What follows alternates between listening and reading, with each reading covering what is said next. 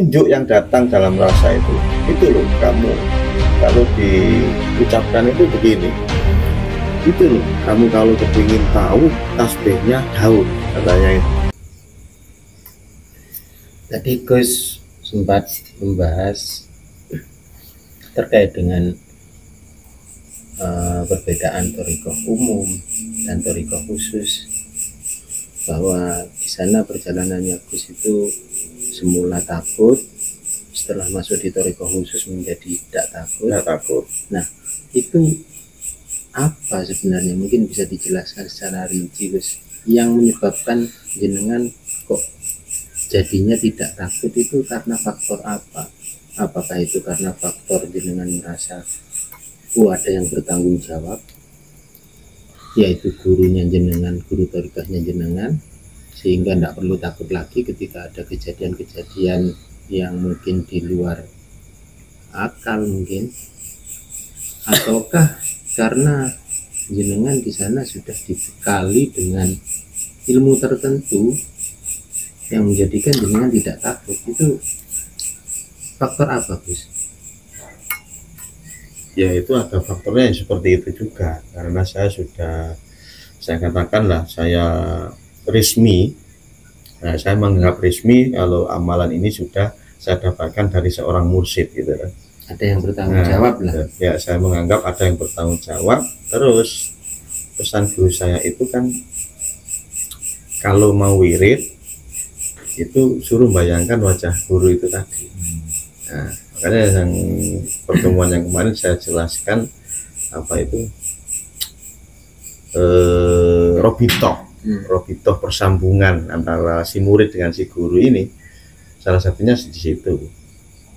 Rasa takut ketika didatangkan hal-hal yang kejadian-kejadian yang tidak masuk akal, seperti ketika kita wirid kok tiba-tiba ada ledakan di atas rumah, terus ada sesuatu yang jatuh apa, itu tidak takut lagi karena kita sudah yakin kalau guru itu selalu mendampingi kita dalam keadaan apapun. Itu proses persambungan robitoh yang ada di thariqah itu tadi. Makanya saya percaya diri gitu loh, bisa percaya diri dalam waktu melakukan wirid itu tadi.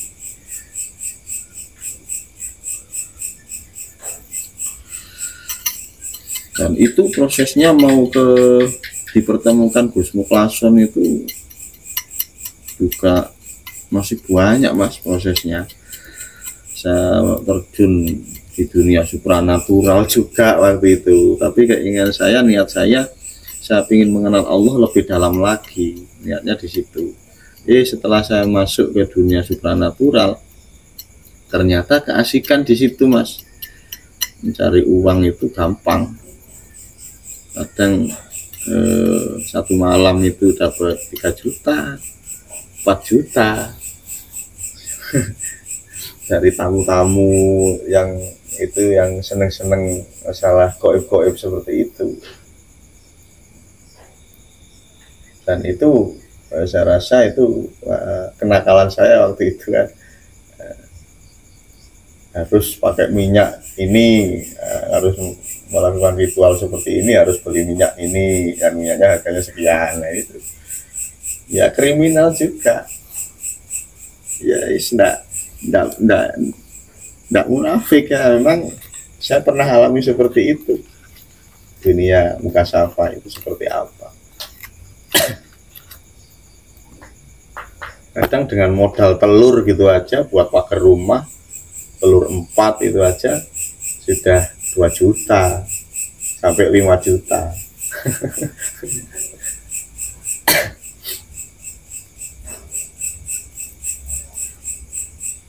Itu dunia mukasafah kalau kembali lagi Gus di sejak awal pembahasan bahwa perjalanannya itu tidak selalu sama, tapi ada enggak yang juga sama perjalanannya? Ada tapi tidak persis Mas, sama tapi tidak persis. Tidak mungkin seperti, persis ya. Cuma intinya sama seperti katakanlah waktu itu masih di pondok saya itu kan, saya itu mendengar keterangan tasbih, bahwasanya apa yang ada di langit dan di bumi semuanya bertasbih kepada Allah, nah gitu. Nah, terus itu di mana ya tasbihnya makhluk-makhluk, katanya apa yang ada di langit dan di bumi semuanya bertasbih. Kalau manusia sudah tahu ya, kalau cara manusia ya subhanallah kayak gitu. Nah, terus seperti pepohonan itu juga kan bagian dari langit dan bumi. Itu batu, kan pepohonan, tanah, iya, semua selain manusia tanpa terkecuali. Menurut keterangan ayat itu kayaknya ya enggak kayaknya memang bertasbih gitu. Nah, saya ingin tahu tasbihnya selain manusia itu bagaimana tasbihnya.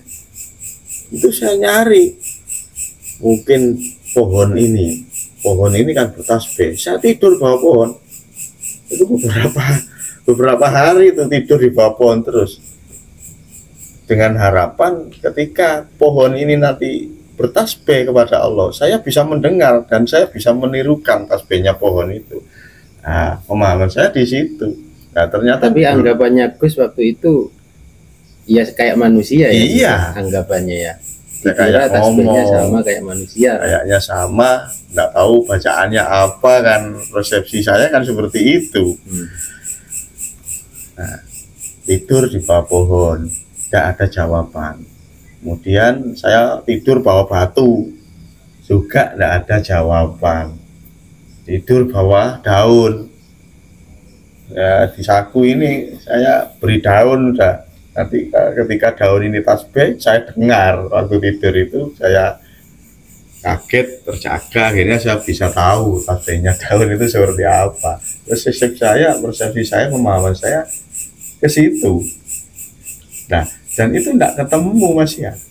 Itu pun baru beberapa tahun berlalu, ketika pagi-pagi ngopi sama ada tamu, ngopi, tiba-tiba seperti ada petunjuk yang datang dalam rasa itu loh, kamu kalau diucapkan itu begini, itu loh, kamu kalau kepingin tahu tasbihnya daun, katanya itu.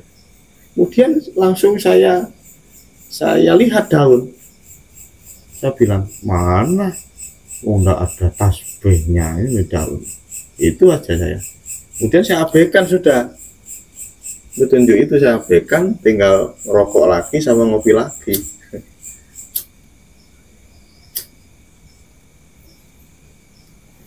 Lah setelah asik ngopi sama rokok lagi, petunjuk itu datang lagi.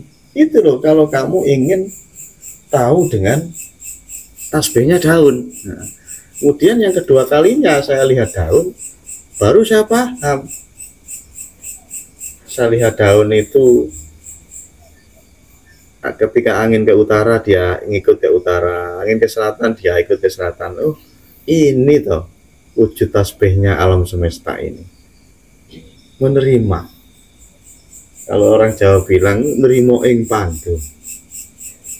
Itu makna tasbih yang saya dapatkan dari versi saya, pencarian saya sendiri. Itu ketemunya tasbih itu ya menerima atas apa yang ditakdirkan Allah dengan ridho, dengan hati yang ridho, ikhlas, tidak boleh protes sama Allah. Itulah sebenar-benar tasbih menurut versi saya yang sudah saya dapatkan petunjuk pencarian itu. Mungkin jenengan pernah mencari juga, ya bisa diceritakan juga. Ya, hampir sama sebenarnya Gus. Ketika mendapatkan informasi bahwa di Al-Quran itu ada yang menyebutkan alam semesta apapun itu semuanya bertasbih kepada Allah, waktu itu saya juga awalnya berpikir ya tasbihnya seperti manusia, dengan cara mengucap la ilaha illallah atau subhanallah. sebagaimana manusia bertasbih lah. Saya berpikirnya awalnya seperti itu. Setelah ditelusuri, saya telusuri, coba cari, akhirnya saya mendapatkan kesimpulan bahwa alam semesta ini berjalan berdasarkan aturan-aturan yang sudah ditetapkan oleh Allah, dan berjalannya aturan itu yang dilaksanakan oleh makhluk yang sudah diciptakan, itulah bentuk tasbihnya dari makhluk-makhluk yang sudah diciptakan itu. Berarti kesimpulannya kan harus menjalani apapun ketetapan yang sudah Allah buat kan gitu. Betul. Jadi kan intinya sama. Ya, maksud saya kan setiap mursyid itu berbeda, medan itu kan seperti itu. Kalau disimpulkan lagi bahasanya ya seperti yang sudah jenengan simpulkan tadi, Gus, nerimo ing pandum itu sudah menjalankan apa yang sudah ditakdirkan oleh Allah. Dan itu adalah puncak dari tujuan pencarian itu sebetulnya. Satu misal tadi Gus bawa batu ketika tidur, ya batu menjalankan sebagaimana dia menjadi batu, itulah tasbihnya. Iya, itu tasbih. Burung berkicau, ya kicaunya itulah. Dan apapun yang sudah menjalankan semua yang menjadi ketentuan Allah, ya itulah tasbihnya mereka. Ya. Gitu akhirnya. Dan satu petunjuk ini, tasbih yang sudah dipahami ini tadi, ini kalau dikiaskan, Mas, kalau dikiaskan ini sangat luas sekali. Mungkin kalau kertas satu truk belum bisa menulis kalau dibahas.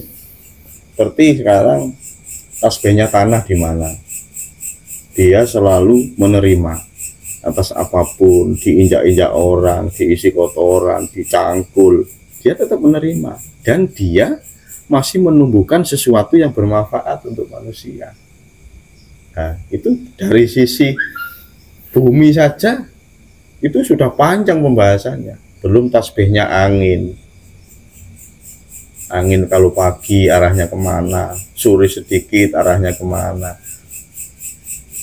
Itu belum air, belum tasbihnya makhluk-makhluk yang lain. Nah, itu makanya ada satu keterangan ilmu itu cuma satu titik, tapi kalau dibahas air 7 lautan jadikan tinta, pohon jadikan pulpennya, terus daun-daun seluruh dunia ini dijadikan kertas, tidak cukup untuk menulis ilmu Allah itu sebetulnya yang dimaksud, dan itulah yang dimaksud Al-Quranul Qadim sebetulnya. Al-Quranul Qadim itu adalah ayat atau petunjuk yang diperoleh dari seseorang yang mencari makna sejati atau makna hakikat dari satu keterangan di dalam Al-Quranul Karim. Jadi katakanlah tasbih itu tadi.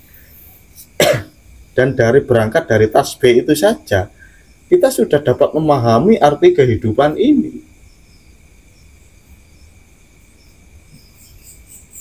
Sebetulnya tidak butuh ilmu banyak. Satu aja ayat Quran kalau kita temukan intisarinya dan kita pahami dengan riyadhah, dengan kesungguhan, dan akhirnya jawabannya diberikan oleh Allah. Jawaban itu sudah mampu menjawab seluruh alam ini, sudah mengetahui keadaan seluruh alam ini dari satu ayat saja. Itu belum Bismillahirrahmanirrahim, belum menjabarkan itu. Makanya sampai sekarang penafsiran Bismillahirrahmanirrahim itu belum selesai. Banyak tafsir-tafsir Bismillahirrahmanirrahim dari syekh ini belum kelar sampai sekarang. Memang tidak ada habisnya kalau dibahas itu. Kalau diurai itu tidak akan habis.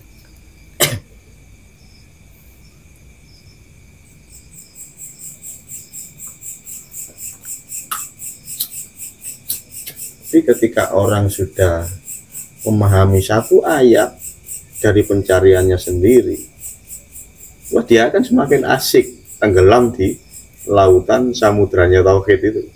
Tambah asik dia. Soalnya apa? Dia diperlihatkan apa rahasia-rahasia yang sudah diberikan Allah, sebetulnya setiap hari itu sudah diberikan oleh Allah. Ini terlihat semuanya. Seperti kenikmatan hidung, kenikmatan mata, kenikmatan, sudah rasa asiknya itu sudah enggak bisa diceritakan kenikmatannya itu.